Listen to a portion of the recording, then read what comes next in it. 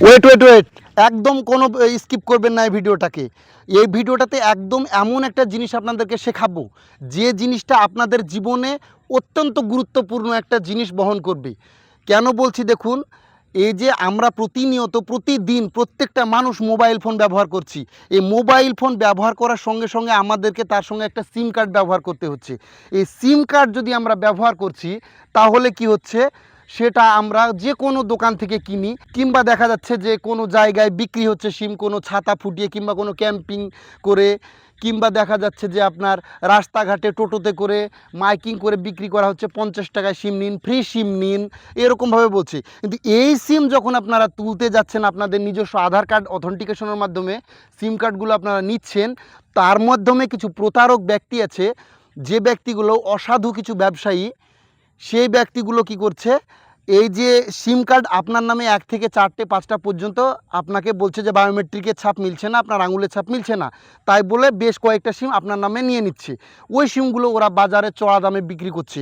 ওই সিমের দ্বারা যদি কোনো দিন আপনাকে বিপদে পড়তে হয়, আইনি হেনস্থার শিকার হতে হয়, তাহলে কি হতে পারে ভাবুন।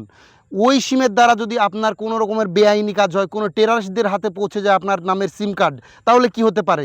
কেন্দ্র সরকার সঞ্চার সাথী নামক একটা অ্যাপ্লিকেশন খুলেছে, এটা আপনি ওয়েবসাইটেও পাবেন।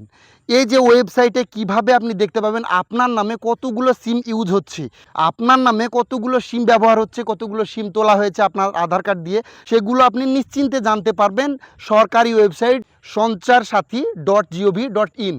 আপনাদেরকে পুরো ব্যাপারটা আমি এখানে বুঝিয়ে দিচ্ছি, অবশ্য ভিডিওটা মনোযোগ সহকারে দেখুন, আমি পুরো স্ক্রিন রেকর্ডিংয়ের মাধ্যমে আপনাদেরকে বুঝিয়ে দিচ্ছি। প্রথমে আপনারা আপনাদের মোবাইলে গিয়ে যে কোনো একটা ব্রাউজার ওপেন করবেন। আমি গুগল ক্রোম ব্রাউজারটা ওপেন করলাম। গুগল ক্রোম ব্রাউজারটা ওপেন করার পর আপনারা এখানে টাইপ করবেন SANCHAR। এই দেখুন আমার আগে থেকেই আছে, তার জন্য চলে আসলো, আপনাদেরও চলে আসবে sanchar-sathi.gov.in। এখানে গিয়ে এই আপনারা ক্লিক করুন। ক্লিক করার পর প্রথমে যে লিঙ্কটা এসছে সেখানে আপনারা ক্লিক করুন। এই সঞ্চার সাথী বড় করে লেখাটা আছে, ওখানে গিয়ে ক্লিক করুন। সেখানে ক্লিক করার পর স্ক্রল করবেন। স্ক্রলে গিয়ে নিচে দেখবেন 1 2 3 নম্বর অপশানে আছে no mobile connection in your name. এখানে একটা ক্লিক করুন। এখানে ক্লিক করার পর আবারও একটু স্ক্রল করবেন। স্ক্রল করার পর এখানে মোবাইল নম্বর এন্টার করার একটা জায়গা আসলো। এখানে লেখা আছে 10 ডিজিট মোবাইল নম্বর। ওখানে আপনারা আপনাদের নিজের নম্বরটা এন্টার করুন।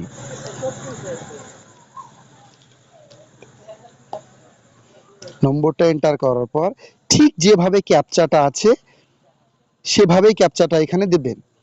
যদি স্মল লেটারে থাকে স্মল লেটারেই দেবেন, যেটা ক্যাপিটালে থাকবে সেটা ক্যাপিটালেই দেবেন। দিচ্ছি আমি, আপনারা দেখুন। Validate captcha, OTP send successful হলো। এবার ওটিপিটা আসতে একটু সময় লাগতে পারে।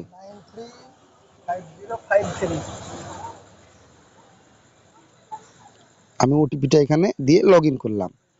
লগ ইন করার সঙ্গে সঙ্গে দেখুন আমার আধার কার্ড দিয়ে 2টো নম্বর অ্যাক্টিভেট আছে, 2টো ফোন নম্বর আমার নেওয়া আছে।